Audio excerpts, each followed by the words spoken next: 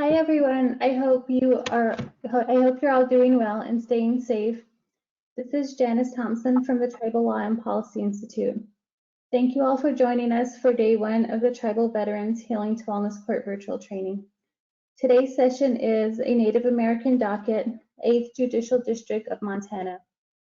Before we get started, here are a few housekeeping notes for today's session. Your control panel will appear on your user screen. All attendees will be muted during this presentation. If you call into the meeting call line, enter your PIN, use the chat box on your right panel to submit questions. Questions will be answered at the end of the presentation. To minimize the control panel, use the orange arrow at the top left panel. Following this webinar, please complete the evaluation. A notification email will be sent out containing a recording of this session and any handouts that were referenced. It will also be posted on wellnesscourts.org. Now we turn the time over to our presenters. Good morning, everyone. Hope that this presentation finds everyone healthy and well around the country right now. And before we begin, I just want to thank the Tribal Law and Policy Institute, as well as its partners, NADCP, Justice for Vets, and the American Indian, Alaska Native Technology Transfer Center, as well as the Bureau of Justice Assistance that makes it possible for us to be able to provide the program that we'll be discussing today. I'm honored to be joined today by Wes Old Coyote. Wes is the Executive Director of the Indian Family Health Clinic here in Great Falls. And I'm also honored to be joined by Kathy Hankus, who is the founding coordinator of the program that we'll talk about today, and the one who is truly responsible for the success, along with the Indian Family Health Clinic, that we've seen through this program that we implemented.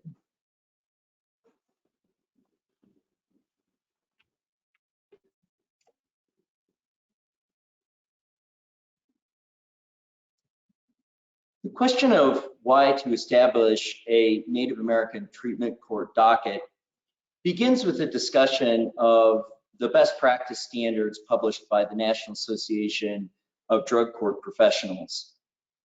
NADCP's best practice standard on equity and inclusion strives to ensure that individuals who have historically experienced sustained discrimination or reduced social opportunities because of their race, ethnicity, gender, sexual orientation, sexual identity, physical or mental disability, religion, or socioeconomic status receive the same opportunities as other individuals to participate and succeed in drug court. And so part of what we try to do as treatment court professionals is to ensure that we provide equivalent access, retention, graduation, treatment resources, incentives and sanctions, outcomes, and training for team members on issues related to equity and inclusion. We also try to take affirmative steps to detect and correct disproportionate census in our treatment courts, remedy inequitable services, and do our best to correct disparate outcomes involving those who've historically faced discrimination. We need to ensure, as inclusive treatment courts, that we are responsive to the cultural differences within the populations that we serve. In every jurisdiction, we have, of course, a population, and we have a criminal justice population. And then we also have a treatment court population. And only by analyzing the similarities and differences between those populations can we ensure that we address the disparities that already exist in our criminal justice system. Here in Montana, we see a tremendous disparity that exists along racial lines. We know that Native Americans comprise 6.6% of the Montana population, yet account for 20% of the Montana state prison population and 34% of the Montana women's prison population. That's a stark number. That number is in many ways inexcusable, it's inexplicable, and it requires action. For 34% of the women's prison population to be Native American compared to 6.6% of the statewide population is something that, as treatment court professionals, as justice professionals, we have an ethical and moral obligation to answer those questions of why that disparity exists. We also know that here in Montana, 81% of Native Americans were incarcerated on a technical or compliance probation violation compared to only 5% of their Caucasian counterparts. There's been a number of studies that have been done in Montana through the ACLU and others to try to remedy some of these practices. But the remedies aren't simply limited to the traditional justice system. The remedies have to come into our treatment courts. And what we know as treatment court professionals through studies that have been done through NDCI, that national data is lacking as it relates to Native Americans in treatment courts. What we know from our studies here in Montana is that Native American treatment court completion rates are a third less than other participants. And so we have to ask the question, again, it's our ethical duty and our moral obligation to ask the question of why. And as we looked at our program, we came up with a number of answers to that question. There was a complete lack of cultural awareness for so many of us with regard to the Native American participants that were coming into our treatment courts. We had a lack of treatment options. There was significant issues with social and geographic isolation. Transportation difficulties. Obviously, if we can't get someone to the treatment resources that are available, then we're not going to be able to be successful in either retaining someone in a treatment program or having them successfully complete the program. Of course, many of those ancillary services, employment, housing, healthcare, all of those issues we found needed to be addressed in our treatment courts here in Cascade County, Montana. And as a result of that, looking at the data of answering the questions, we came to understand that we needed more resources. And that's where the Bureau of Justice Assistance came in. 3 years ago, we applied for enhancement funding for our drug treatment court in order to be able to create a specific track for Alaska Native American Indian offenders within the drug treatment court itself. And that's where Kathy came in, and I'll have her explain some of the components of the program that we put together through the Bureau of Justice Assistance grant. Thank you, Your Honor. Hi, everyone, and thank you for coming this morning. Today, I'm going to talk to you about the key components of our Native American docket. By the end of my presentation, you will have a better grasp on what our docket looks like, how it was formed, and the results that we have seen in implementing it. First and foremost, the formation of our Native American docket was created with adherence to NADCP's key components as well as best practice standards. As we know, these standards are the blueprint in which treatment courts were created. Therefore, it is imperative that we use them in the creation of this docket. First, we focused on a target population consisting of American Indian and Alaska Native participants. We utilized random drug testing, treatment responses, incentives and sanctions, as well as weekly court appearances. In addition, we encourage cultural connectivity, traditional practices, and custom. It is important to understand that this docket was not created to segregate American Indian participants. Instead, we wanted to help heal the historical trauma and offer them the chance to learn about and embrace their culture. We are committed and involved in the lives of the individuals that we serve. which is why when we started this program, it was crucial that participants were involved in its inception. We recognize the importance of community involvement, we encourage family involvement, and we want to promote cultural teachings and traditions. We have learned that the lack of connectivity can have detrimental effects on this population. One thing that we noticed prior to the formation of this docket was the high rate of American Indian participants absconding very early in the program. They were absconding before we were able to provide them with this connection. Something was missing. We needed something familiar. I have come to find that the best way to encourage connectivity is to involve groups that may be familiar to them. I reached out to the Indian Family Health Clinic and was more than welcomed by both Wes and Mary Lynn, and we quickly formed a strong partnership, which has proven to be a crucial aspect of assisting with the immediate connectivity of our participants. The Indian Family Health Clinic not only offers our participants with cultural teachings and treatment, they offer health care and a fitness center free of charge. Our partnership with the Indian Family Health Clinic has been absolutely instrumental in the formation of this docket. The Indian Family Health Clinic offers holistic health and wellness for American Indian participants. They help minimize barriers, they respect cultural differences, and most importantly, the Indian Family Health Clinic is a resource that will be available for our participants long after they graduate the program. This allows for the continuity of care that will ultimately lead to a successful recovery. They also offer weekly support groups for all participants. These groups promote cultural awareness, teachings, and traditional practices. They have done things like create drums, moccasins, rattles, and learn about the formation of a teepee. The integration of the Native American culture has proven to be extremely successful in our court this far. We have been able to engage our American Indian participants in this programming right from the start, and we have seen a dramatic increase in the number of participants who remain in and graduate the program. So when it comes to program development, participant involvement is key to the success of this docket. Our participants were involved in every aspect of the creation of this program.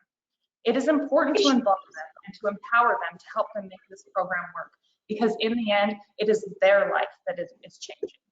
As their coach, I also believe that it's important to form a respected relationship in which our participants can feel confident and knowing that I am committed to assisting them in reaching their goals.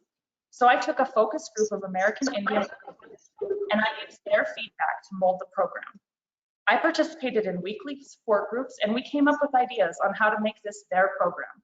These groups were crucial to the creation of this docket, as I strongly believe that the empowerment that was given to them is ultimately what has led to the success of this program, as well as the positive changes that we have seen in participant lives. We currently have a graduate of the program who facilitates cultural groups as well as weekly sweats. We allow our participants to use these activities as weekly support groups. In addition to groups such as NA and AA, they are able to participate in ceremonial sweats, prayer circles, and smudging. Our participants even invited us to participate in the recovery sweat lodge. Judge Pinski and I were honored to participate in this special ceremony. We learned all about the sweat lodge and the special meaning of the recovery sweat. We prayed for those in recovery, and it was an experience I will never forget.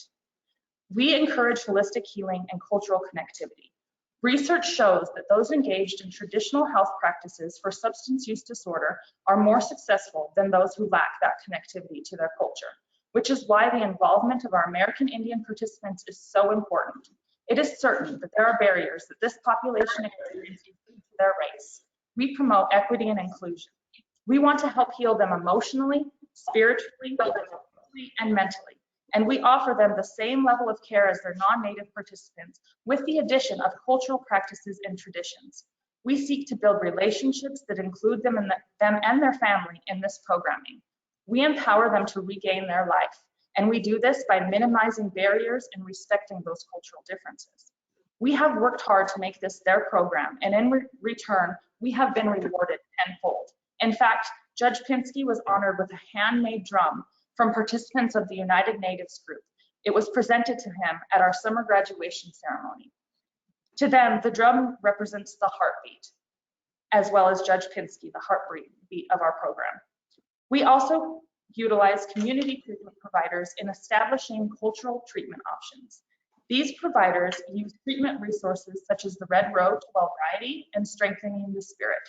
These treatment options give them the chance to reconnect to their identity, learn about tribal differences, and help heal them from the historical trauma that they once suffered. We also work closely with peer support staff who are available to assist our participants in navigating the new world of recovery. Peer support staff engage in cultural outings and preparation of cultural meals. They cook natural meals bi-weekly and they involve the participants in the feast. They facilitate participant-ran treatment groups that respect the tribal differences and similarities of all involved. They go on cultural outings to fish, gather herbs, and identify historical landmarks. One recent trip I was honored to participate in was our trip to the First Peoples Buffalo Jump, a historical site located just a few miles outside of Great Falls. The trip was participant-led, and we were able to learn about the land and pray for our ancestors, as well as take in the beauty of what Mother Earth has to offer. We also encourage and incentivize participants to engage in their own cultural ceremonies. Attending powwows or other ceremonies is something that is very important to many of our participants, and we understand that transportation can be an issue, so we are able to rent buses to transport them to and from these events. Attendance to such ceremonies is incentivized. Participants can write a one-paragraph summary of the ceremony describing how it helped the recovery and are rewarded with a Bravo Buck, which equals 1 week of fee credit. Instead of accumulating fees during phases, participants can have fee waivers by participating in pro-social activities, tribal ceremonies, and other cultural events. In order to build a strong program, like we said, we need a strong bond with our participants, which is why the phases were formed with collaboration between myself and our participants. As I learned in my weekly meetings with our participants, Natives view life as a cycle in which each milestone is celebrated with a ceremony. This is why they pick the symbol of the medicine wheel or the sacred hoop in their advancement certificate. The medicine wheel is often used by Native tribes to signal health and healing. It embodies the 4 directions as well as the Father Sky, Mother Earth, and the Spirit Tree. These are symbols of the health in the cycle of life. Each phase is a symbol of growth. We have incorporated this symbol into our phase advancement certificates for our Native American participants. The idea behind it was that each color would represent a phase in the court. The final stage or graduation certificate is the time when the cycle is now complete. Each phase has its own phase name. Phase 1 was named the awakening phase, with a butterfly, which represents change and healing, a time when transformation truly begins. Phase 2 was renamed humility, with the spirit animal of the turtle, which represents grounding. Participants now understand the process, and they know that it will take time, but they must remain humble and engaged.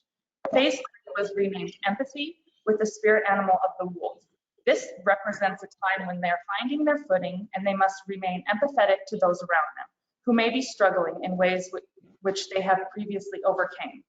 Phase 4 was renamed strength, with the spirit animal of the buffalo, which represents great emotional courage. They are strong enough to succeed, but they must find the strength to stay on the path to continued recovery. Phase 5, or the graduation certificate, was renamed control, with the spirit animal of the eagle. This signifies courage, wisdom, and strength. The cycle is now complete, and participants are honored by a tribal elder with an eagle feather and a graduation ceremony to represent this significant achievement. Last fall, we graduated 6 of our American Indian participants. This was by far the largest graduation of American Indians since the inception of the program. To celebrate this special day, participants were completely involved in the planning and preparation of the ceremony, with special thanks to the Indian Family Health Clinic for organizing and securing the location, preparing the feast, accommodating our participants' friends and family, and honoring each participant with their very own Pendleton blanket. The graduation included a prayer ceremony, a feed, guests from the Crazy Dog Society, tribal elders, and a special ceremony performed by a current participant and the American Indian artist known as Superman. With that being said, I would like to introduce to you all Wes Old Coyote, the Executive Director of the Indian Family Health Clinic. Thank you for your time.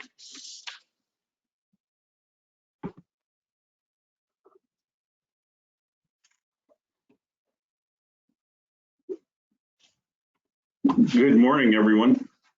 I'd like to thank the Tribal Law and Policy Institute for putting on this summit, this virtual summit.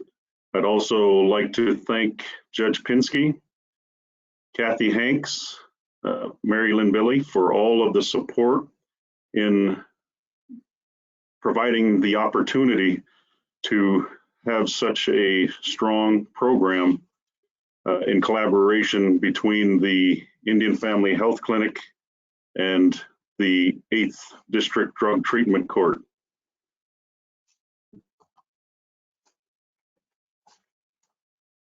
For the past 18 months, it's been an honor to work with Judge Pinski, his staff, and have the staff at IFHC work hand in hand with our partners throughout the community and with our American Indian, Alaska Native participants in this program.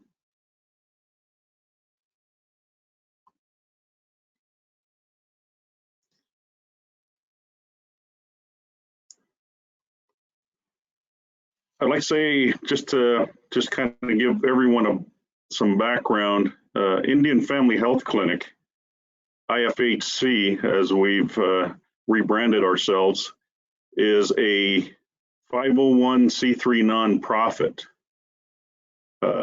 IFHC provides services to the American Indian, Alaska Native population through a Title V contract with the Indian Health Service. And we primarily serve the city of Great Falls, Cascade County, and north central Montana.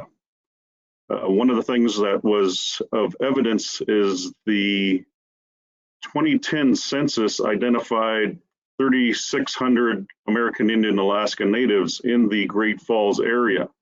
However, when you look at the numbers from the Urban Institute of Seattle, that number is actually around 15,000 when you include the newly recognized Little Shell tribe and the fact that IFHC provides services to individuals that represent over 90 tribes over the past several years. Our customers, we serve everyone, not only American Indian, Alaska Native, we serve veterans, we serve non-natives, and one of the biggest things that we have learned as urban Indians is we also refer to ourselves as the invisible tribe. We represent many tribes within our communities. However, there is no reservation or tribe that actually is one specific tribe in the area. We are also, our IFHC is also a 50 or a FQHC lookalike. Our services, we provide primary care services. We have behavioral health, which includes substance use disorder, mental health, and we have a fitness and wellness center that we allow the use of for the community. And as part of our patients and clients, we allow the use of the fitness center for their respective health and wellness plans. We also have a community education, outreach, and resource center within the facility and within the clinic to provide services for those individuals that may need to access the internet, may need to have some other resources, may need to sign up for the exchange or to sign up for Medicaid, Medicare insurance as well, and private insurance.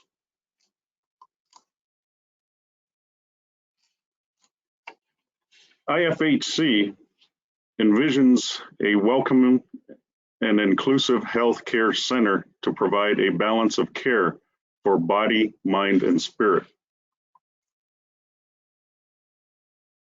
Our mission is to provide and promote culturally sensitive, holistic, quality healthcare for American Indian people. One of the biggest undertakings that we performed 2 years ago was to not only implement a new strategic plan, but to also implement a new mission, a new vision, and the foundation for the strategic plan was to ensure our values, the values of the clinic, which everyone embraces, staff, clients, and within the community. We used the 7 teachings were a foundational element to the defining of IFHC's values. Those values are care, empowerment and equity, accountability, integrity, courage, community, and respect. And with that, we used the basis of that guidance was the use of animal totems in defining those values. As you can see, each of those values has an associated animal totem that provides that level of strength and guidance and helps embody and guide our work and services.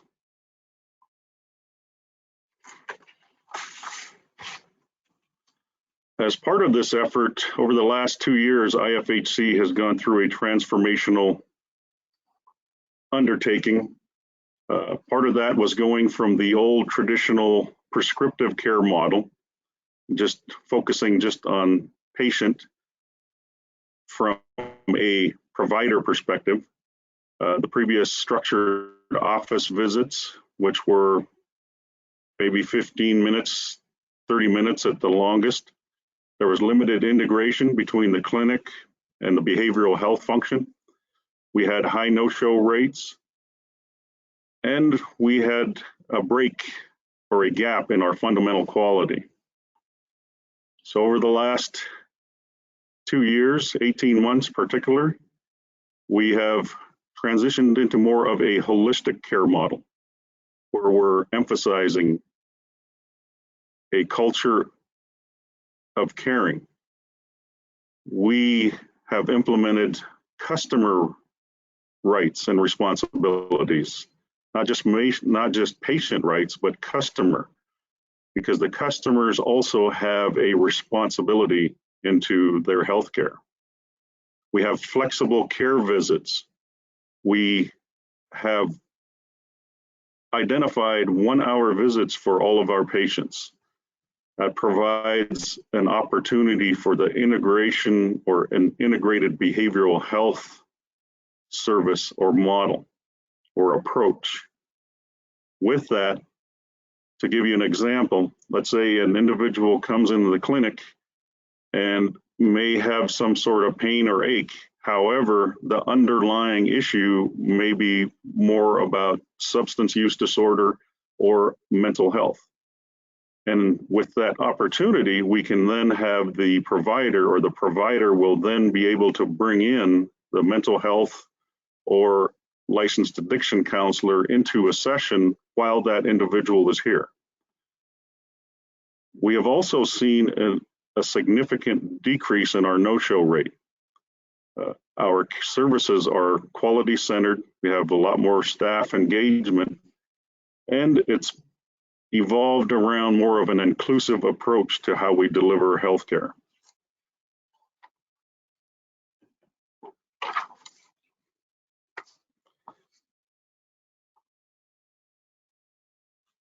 The transformation model that we are, or our approach, has included holistic healing, shared traditions, healing,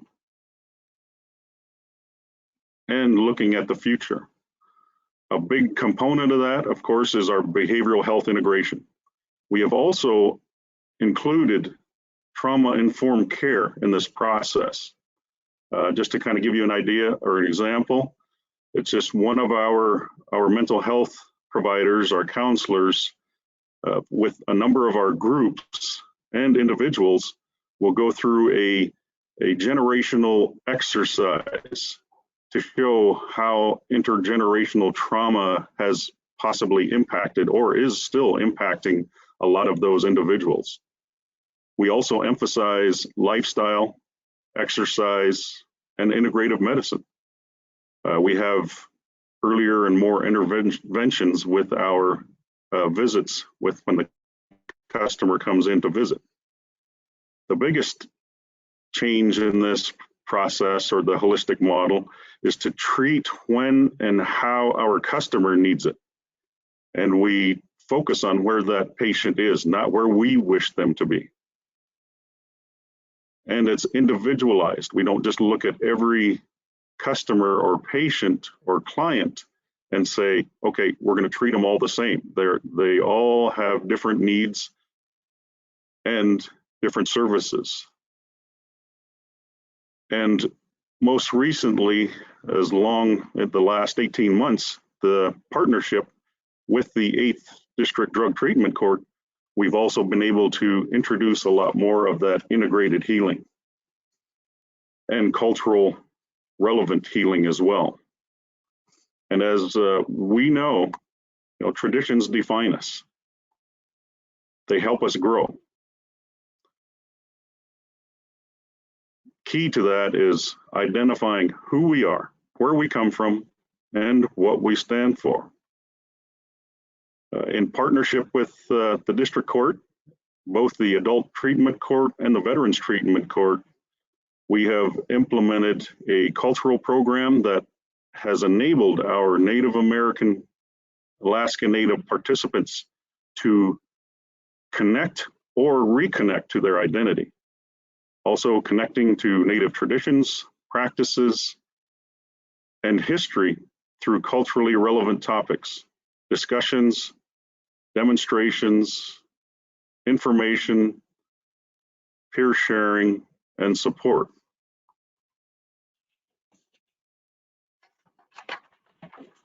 As part of this partnership between IFHC and the 8th District Drug Treatment Court, you can see the importance of the various components. The 8th District Treatment Court, IFHC, there's the cultural sharing and learning. And then there's the individual participants, their families, and the community. And at the center of that is the United Natives.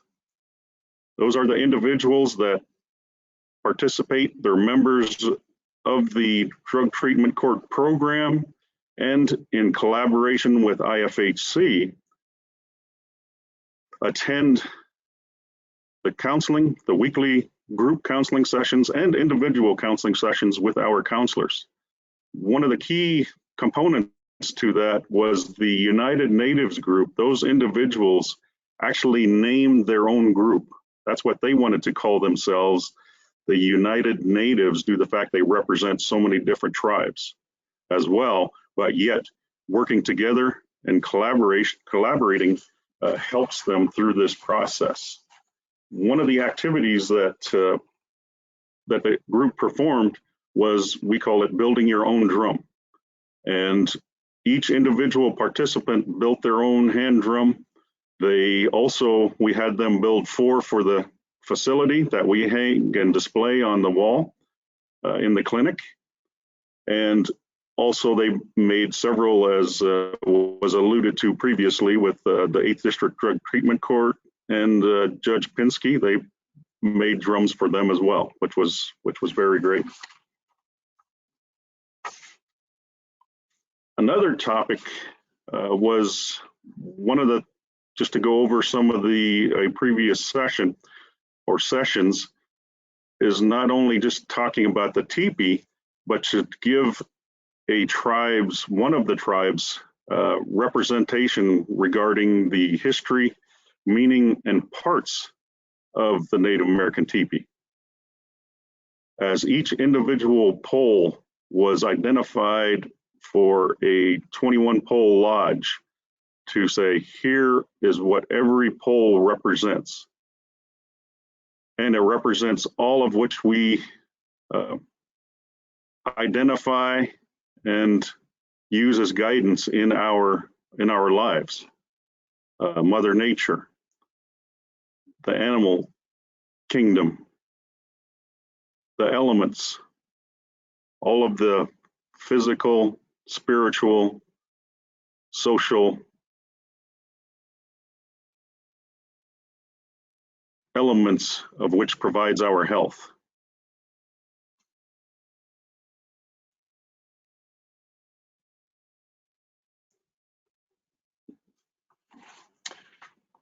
One of the other group activities too was to put up a teepee. As we know, over the years, we have a lot of celebrations. We also have other activities, Native American Day, American Heritage Month. We have various activities, but it also made it a lot more meaningful for the group when they identified putting up the teepee and understanding what each pole represented, what each part of that teepee represented. Just like the stakes, the stakes that hold the teepee in place represented the badger of holding into the ground and not being able to be moved easily. The other part of this is over recent months, especially with the pandemic, we had to shelter in place, stay at home. However, we were able to reinitiate the United Natives group, both virtually through telehealth. Went for several weeks with those individuals being able to participate through telehealth sessions with our counselors and case managers and care coordinator. But once the shelter in place order was lifted for the state of Montana, the United Natives group still wanted to get together. They preferred to be together, and also another reason was the fact that some of those individuals may not have had the internet connectivity or the capability to be as much involved in the video sessions. Some of them participated more with the telephonic sessions. So we ended up using or finding another space within the clinic where we were able to use a previously unused space for the United Natives group for them to conduct their in-person sessions. However, everyone that participates has to wear a mask, gloves. We practice social distancing. Everyone's about 10 feet apart in the chairs. We actually had to split into two groups because so many people wanted to participate that we couldn't exceed that 10 or more limit that's in place right now with a lot of the distancing and other requirements as part of that reopening transitioning. The other part of that is the fact that a lot of the individuals not only are participating and following the social distancing and the mask and glove activities, not only here within the clinic, but also in the community, is the fact that we have even had a number of graduates out of the previous program that have graduated through 8th District Drug Treatment Court, but they still wanted to participate in the United Natives group. And we welcome that as well. And a number of those individuals are still seeing individual counselors at the IFHC clinic as well. But I'd like to also thank everyone for allowing this opportunity, and we'll turn it back to the 8th District Drug Treatment Court.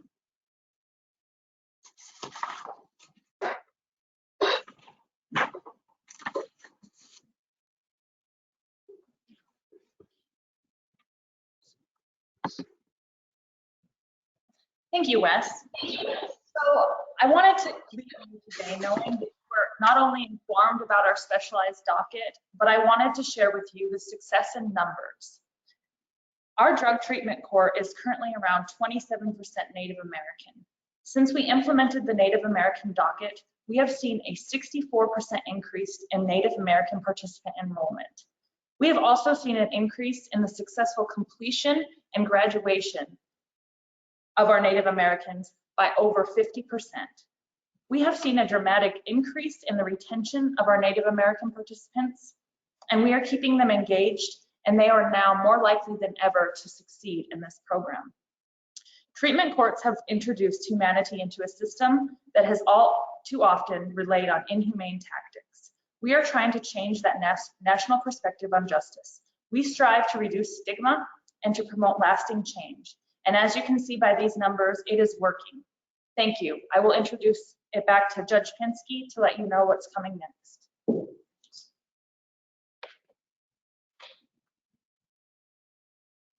Right, thank you, everyone.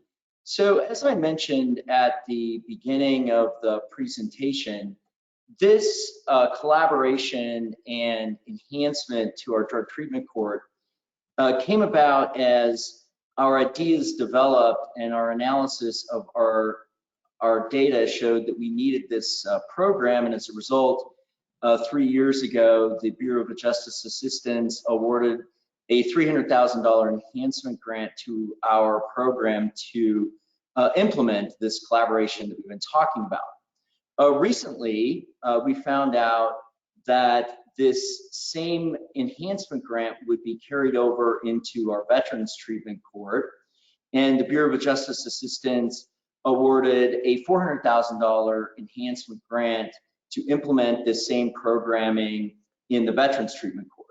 What you can see here is a ceremony that we held 2 months ago involving United States Senator John Tester, who was honored by the veteran participants for his service not only as United States Senator to Montana, but also his positions as the ranking member on the Senate Veteran Affairs Committee, as well as his membership on the Senate Indian Affairs Committee.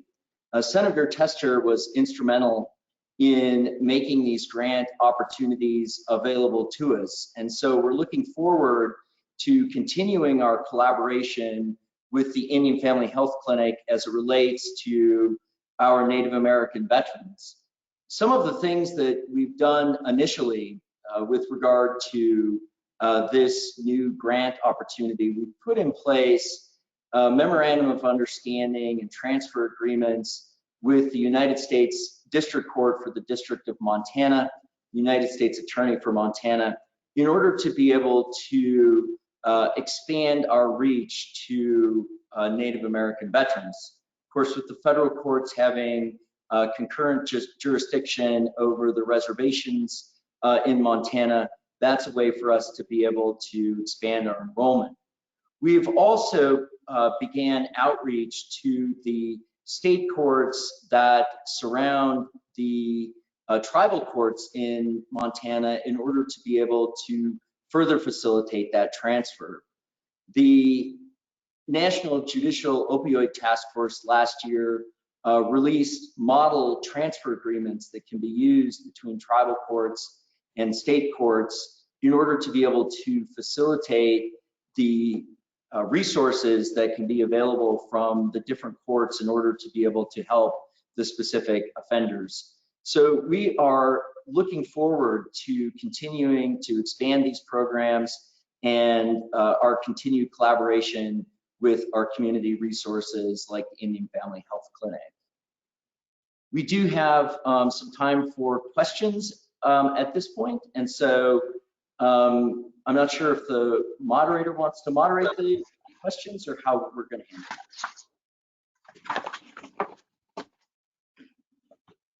Hi, Judge Pinski. This is Marlon Footracer from the Tribal Law and Policy Institute. We do have a question. Perhaps you might be best to answer this.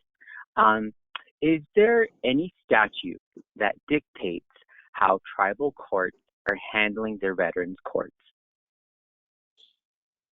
Well, that's a question I don't have a specific answer to as it relates to specific tribal laws. I I do not know how the tribal courts specifically enable and organize their treatment courts. What I can answer is that from a state law standpoint, most states have their own laws as it relates to the formation and organization and enabling legislation, if you will, for treatment court programs. So here in Montana, we have a specific statute that allows individual judicial districts like mine to be able to form these courts and expand them essentially as the judges see fit in order to be able to serve the populations in their jurisdictions.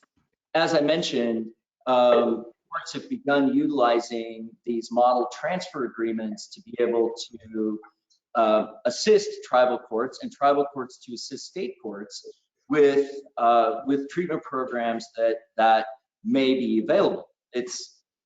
These transfer agreements really go both ways. So for instance, if there's a tribal court program that could benefit someone living here in Cascade County, it would make sense for us to be able to transfer their supervision and their participation to that particular program.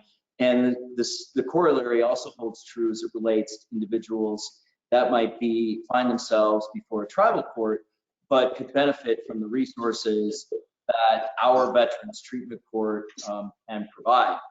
So I'm not sure that specifically answers the question, but that's the best sort of legal landscape that I can lay out based on my experience. Thank you. Just surveying the question box on the control panel for all the participants. There is no other questions at this time.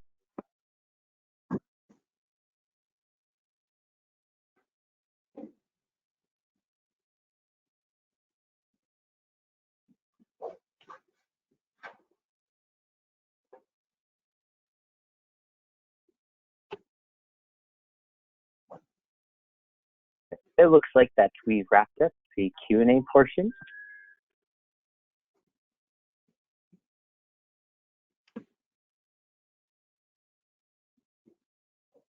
Again, thank you everyone for attending today's webinar.